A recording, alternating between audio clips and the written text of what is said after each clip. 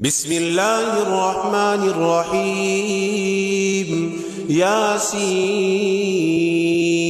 والقرآن الحكيم إنك لمن المرسلين على صراط مستقيم تنزيل العزيز الرحيم لتنذر قوما ما أنذر آباؤهم فهم غافلون لقد حق القول على أكثرهم فهم لا يؤمنون إنا جعلنا في أعناقهم أغلالا فهي إلى الأذقان فهم مقمحون وجعلنا من بين أيديهم سدا ومن خلفهم سدا فأغشيناهم فهم لا يبصرون وسواء عليهم أأنذرتهم أم لم تنذرهم لا يؤمنون إنما تنذر من اتبع الذكر وخشي الرحمن بالغيب فبشروا بمغفرة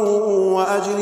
كريم إنا نحن نحيي الموتى ونكتب ما قدموا وآثارهم وكل شيء أحصيناه في إمام مبين واضرب لهم مثلا أصحاب القرية إذ جاءها المرسلون إذ أرسلنا إليهم 2 فكذبوهما فعززنا ب3 فقالوا إنا إليكم مرسلون قالوا ما أنتم إلا بشر مثلنا وما أنزل الرحمن من شيء إن أنتم إلا تكذبون قالوا ربنا يعلم إنا إليكم لمرسلون وما علينا إلا البلاغ المبين قالوا إنا تطيرنا بكم لئن لم تنتهوا لنرجمنكم وليمسنكم منا عذاب أليم قالوا طائركم معكم أئن ذكرتم بل أنتم قوم مسرفون وجاء من أقصى المدينة رجل يسعى قال يا قوم اتبعوا المرسلين اتبعوا من لا يسألكم أجرا وهم مهتدون وما لي لا أعبد الذي فطرني وإليه ترجعون أأتخذ من دونه آلهة إن يردني الرحمن بضر لا تغني عني شفاعتهم شيئا ولا ينقذون إني إذا لفي ضلال مبين إني آمنت بربكم فاسمعون قيل ادخل الجنة قال يا ليت قومي يعلمون بما غفر لي ربي وجعلني من المكرمين وما أنزلنا على قومه من بعده من جود من السماء وما كنا منزلين إن كانت إلا صيحة واحدة فإذا هم خامدون يا حسرة على العباد ما يأتيهم من رسول إلا كانوا به يستهزئون ألم يروا كم أهلكنا قبلهم من القرون أنهم إليهم لا يرجعون وإن كل لما جميع لدينا محضرون وآية لهم الأرض الميتة أحييناها وأخرجنا منها حبا فمنه يأكلون وجعلنا فيها جنات من نخيل وأعناب وفجرنا فيها من العيون ليأكلوا من ثمره وما عملته أيديهم أفلا يشكرون سبحان الذي خلق الأزواج كلها مما تنبت الأرض ومن أنفسهم ومما لا يعلمون وآية لهم الليل نسلخ منه النهار فإذا هم مظلمون والشمس تجري لمستقر لها ذلك تقدير العزيز العليم والقمر قدرناه منازل حتى عاد كالعرجون القديم لا الشمس ينبغي لها أن تدرك القمر ولا الليل سابق النهار وكل في فلك يسبحون وآية لهم أنا حملنا ذريتهم في الفلك المشحون وخلقنا لهم من مثله ما يركبون وإن نشأ نغرقهم فلا صريخ لهم ولا هم ينقذون إلا رحمة منا ومتاعا إلى حين وإذا قيل لهم اتقوا ما بين أيديكم وما خلفكم لعلكم ترحمون وما تأتيهم من آية من آيات ربهم إلا كانوا عنها معرضين وإذا قيل لهم أنفقوا مما رزقكم الله قال الذين كفروا للذين آمنوا ونطعم من لو يشاء الله طعمه إن أنتم إلا في ضلال مبين ويقولون متى هذا الوعد إن كنتم صادقين ما ينظرون إلا صيحة واحدة تأخذهم وهم يخصمون فلا يستطيعون توصية ولا إلى أهلهم يرجعون ونفخ في الصور فإذا هم من الأجداث إلى ربهم ينسلون قالوا يا ويلنا من بعثنا من مرقدنا هذا ما وعد الرحمن وصدق المرسلون إن كانت إلا صيحة واحدة فإذا هم جميع لدينا محضرون فاليوم لا تظلم نفس شيئا ولا تجزون إلا ما كنتم تعملون إن أصحاب الجنة اليوم في شغل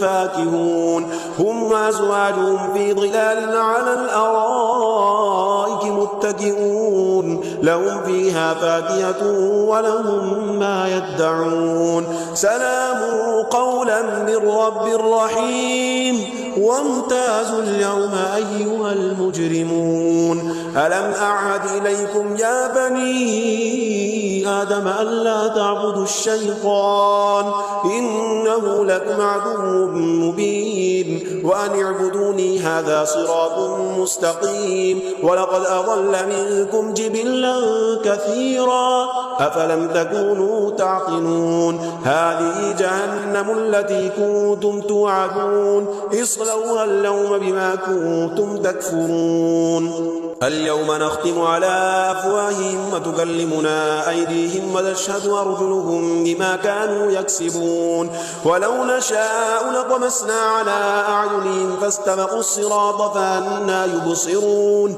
ولو نشاء لمسخناهم على مكانتهم فما استطاعوا مضيا ولا يرجعون ومن نعمره نكسه في الخلق أفلا يعقلون وما علمناه الشعر ما ينبغي له إن هو إلا ذكر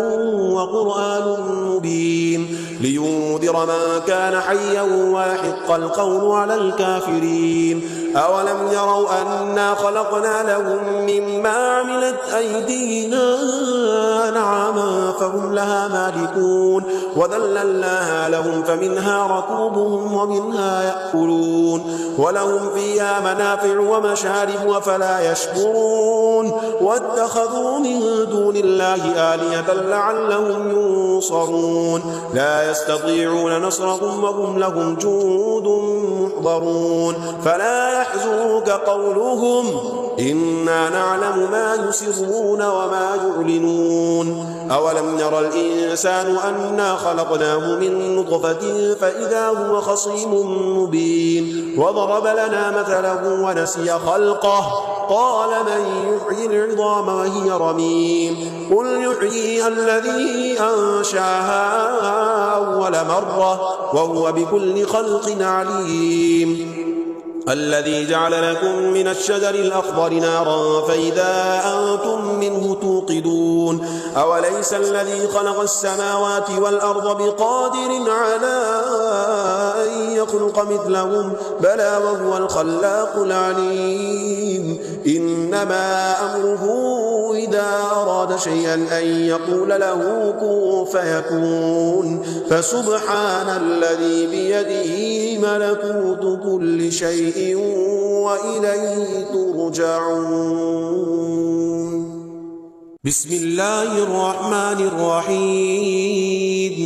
الرحمن علم القرآن خلق الإنسان علمه البيان الشمس والقمر بحسبان والنجم والشجر يسجدان والسماء رفعها ووضع الميزان ألا تطغوا في الميزان وأقيموا الوزن بالقسط ولا تخسروا الميزان والأرض وضعها للأنام فيها فاكهة والنخل ذات الأكمام والحب ذو العصف والريحان فبأي آلاء ربكما تكذبان خلق الإنسان من صلصال كالفخار وخلق الجان من مارج من نار فبأي آلاء ربكما تكذبان رب المشرقين ورب المغربين فبأي آلاء ربكما تكذبان مرج البحرين يلتقيان بينهما برزخ لا يبغيان فبأي آلاء ربكما تكذبان يخرج منهما اللؤلؤ والمرجان فبأي آلاء ربكما تكذبان وله الجوار المنشآت في البحر كالأعلام فبأي آلاء ربكما تكذبان كل من عليها فان ويبقى وجه ربك ذو الجلال والإكرام فبأي آلاء ربكما تكذبان يسأله من في السماوات والأرض كل يوم هو في شأن فبأي آلاء ربكما تكذبان سنفرغ لكم أيها الثقلان فبأي آلاء ربكما تكذبان يا معشر الجن والإنس إن استطعتم أن تنفذوا من أقطار السماوات والأرض فانفذوا لا تنفذون إلا بسلطان فبأي آلاء ربكما تكذبان يرسل عليكما شواظ من نار ونحاس فلا تنتصران فبأي آلاء ربكما تكذبان فإذا انشقت السماء فكانت بردة كالدهان فبأي آلاء ربكما تكذبان فيومئذ لا يسأل عن ذنبه إنس ولا جان فبأي آلاء ربكما تكذبان يعرف المجرمون بسيماهم فيؤخذ بالنواصي والأقدام فبأي آلاء ربكما تكذبان هذه جهنم التي يكذب بها المجرمون يطوفون بينها وبين حميم آن فبأي آلاء ربكما تكذبان ولمن خاف مقام ربه جنتان فبأي آلاء ربكما تكذبان ذواتا أفنان فبأي آلاء ربكما تكذبان فيهما عينان تجريان فبأي آلاء ربكما تكذبان فيهما من كل فاكهة زوجان فبأي آلاء ربكما تكذبان متكئين على فرش بطائنها من استبرق وجنى الجنتين دان فبأي آلاء ربكما تكذبان فيهن قاصرات الطرف لم يطمثن إنس قبلهم ولا جان فبأي آلاء ربكما تكذبان كأنهن الياقوت والمرجان فبأي آلاء ربكما تكذبان هل جزاء الإحسان إلا الإحسان فبأي آلاء ربكما تكذبان ومن دونهما جنتان فبأي آلاء ربكما تكذبان مدهامتان فبأي آلاء ربكما تكذبان فيهما عينان نضاختان فبأي آلاء ربكما تكذبان فيهما فاكهة ونخل ورمان فبأي آلاء ربكما تكذبان فيهن خيرات حسان فبأي آلاء ربكما تكذبان حور مقصورات في الخيام فبأي آلاء ربكما تكذبان لم يطمثهن إنس قبلهم ولا جان فبأي آلاء ربكما تكذبان متكئين على رفرف خضر وعبقري حسان فبأي آلاء ربكما تكذبان تبارك اسم ربك ذي الجلال والإكرام بسم الله الرحمن الرحيم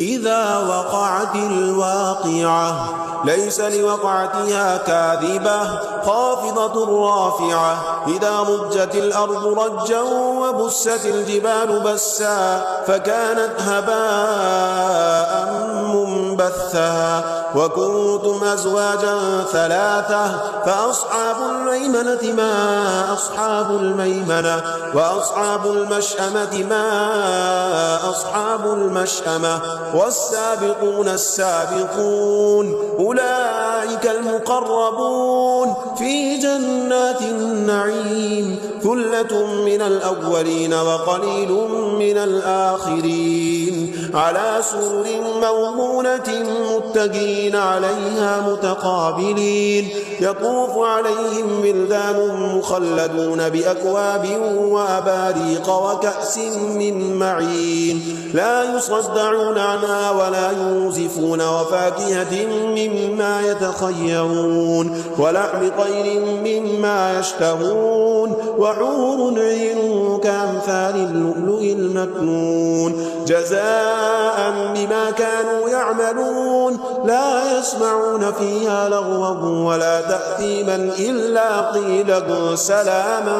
سلاما وأصحاب اليمين ما أصحاب اليمين في سدر مخضود وطلح منضود وظل ممدود وماء مسكوب وفاكهة كثيرة لا مقطوعة ولا ممنوعة وفرش مرفوعة إنا أنشأناهن إنشاء فجعلناهن أبكارا عربا أترابا لأصحاب اليمين ثلة من الأولين وثلة من الآخرين وأصحاب الشمال ما أصحاب الشمال في سموم وحميم وظل من يحموم لا بارد ولا كريم إنهم كانوا قبل ذلك مترفين وكانوا يصرون على الحنث العظيم وكانوا يقولون إذا متنا وكنا ترابا وعظاما أئنا لمبعوثون أو آباؤنا الأولون قل إن الأولين والآخرين لمجموعون إلى ميقات يوم معلوم ثم إنكم أيها الضالون المكذبون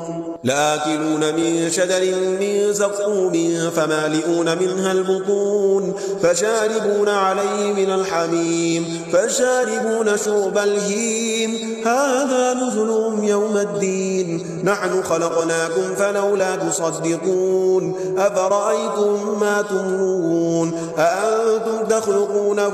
أم نحن الخالقون نحن قدرنا بينكم الموت وما نحن بمسبوقين قديم على أن نبدل أمثالكم وننشئكم فيما لا تعلمون ولقد علمتم النشأة الأولى فلولا تذكرون أفرأيتم ما تحرثون أأنتم تزرعونه أم نحن الزارعون لو نشاء لجعلناه حطاما فظلتم تفكرون إنا لمغرمون بل نحن محرومون أفرأيتم الماء الذي تشربون أأنتم أنزلتموه من المزن أم نحن المنزلون لو نشاء جعلناه أجاجا فلولا تشكرون أفرأيتم النار التي تورون أأنتم أنشأتم شجرتها أم نحن المنشئون نحن جعلناها تذكرة ومتاعا للمقوين فسبح باسم ربك العظيم فلا أقسم بمواقع النجوم وإنه لقسم لو تعلمون عظيم إنه لقرآن كريم في كتاب مكنون لا يمسه إلا المطهرون تنزيل من رب العالمين أفبهذا الحديث أنتم مدهنون وتجعلون رزقكم أنكم تكذبون فلولا إذا بلغت الحلقوم وأنتم حينئذ تنظرون ونحن أقرب إليه منكم ولكن لا تبصرون فلولا إن كنتم غير مدينين ترجعونا إن كنتم صادقين فأما إن كان من المقربين فروح وريحان وجنة نعيم وأما إن كان من أصحاب اليمين فسلام لك من أصحاب اليمين وأما إن كان من المكذبين الضالين فنزل من حميم وتصلية جحيم إن هذا لهو حق اليقين فسبح باسم ربك العظيم بسم الله الرحمن الرحيم تبارك الذي بيده الملك وهو على كل شيء قدير الذي خلق الموت والحياة ليبلوكم أيكم أحسن عملا وهو العزيز الغفور الذي خلق 7 سماوات طباقا ما ترى في خلق الرحمن من تفاوت فارجع البصر هل ترى من فطور ثم ارجع البصر كرتين ينقلب إليك البصر خاسئا وهو حسير ولقد زينا السماء الدنيا بمصابيح وجعلناها رجوما للشياطين وأعتدنا لهم عذاب السعير وللذين كفروا بربهم عذاب جهنم وبئس المصير إذا ألقوا فيها سمعوا لها شهيقا وهي تفور تكاد تميز من الغيظ كلما ألقي فيها فوج سألهم خزنتها ألم يأتكم نذير قالوا بلى قد جاءنا نذير فكذبنا وقلنا ما نزل الله من شيء إن أنتم إلا في ضلال كبير وقالوا لو كنا نسمع أو نعقل ما كنا في أصحاب السعير فاعترفوا بذنبهم فسحقا لأصحاب السعير إن الذين يخشون ربهم بالغيب لهم مغفرة وأجر كبير واسروا قولكم أو اجهروا به إنه عليم بذات الصدور ألا يعلم من خلق وهو اللطيف الخبير هو الذي جعل لكم الأرض ذلولا فامشوا في مناكبها وكلوا من رزقه وإليه النشور أأمنتم من في السماء أن يخسف بكم الأرض فإذا هي تمور أم أمنتم من في السماء أن يرسل عليكم حاصبا فستعلمون كيف نذير ولقد كذب الذين من قبلهم فكيف كان نكير أولم يروا إلى الطير فوقهم صافات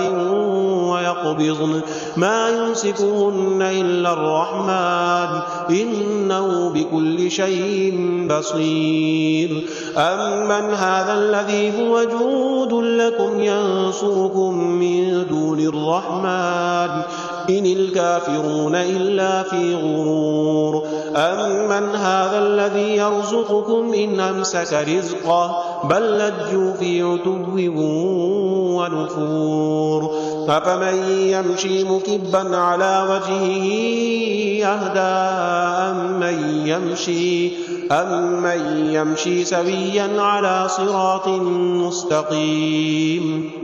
قل هو الذي أنشاكم وجعل لكم السمع والأبصار والأفئدة قليلا ما تشكرون قل هو الذي ذراكم في الأرض وإليه تحشرون ويقولون متى هذا الوعد إن كنتم صادقين قل إنما العلم عند الله وإنما أنا نذير مبين فلما رأوا زلفة سيئت وجوه الذين كفروا وقيل هذا الذي كنتم به تدعون قل أرأيتم إن أهلكني الله ومن معي أو رحمنا فمن يجير الكافرين من عذاب أليم قل هو الرحمن آمنا به وعليه توكلنا فستعلمون من هو في ضلال مبين قل أرأيتم إن أصبح ماؤكم غورا فمن يأتيكم بماء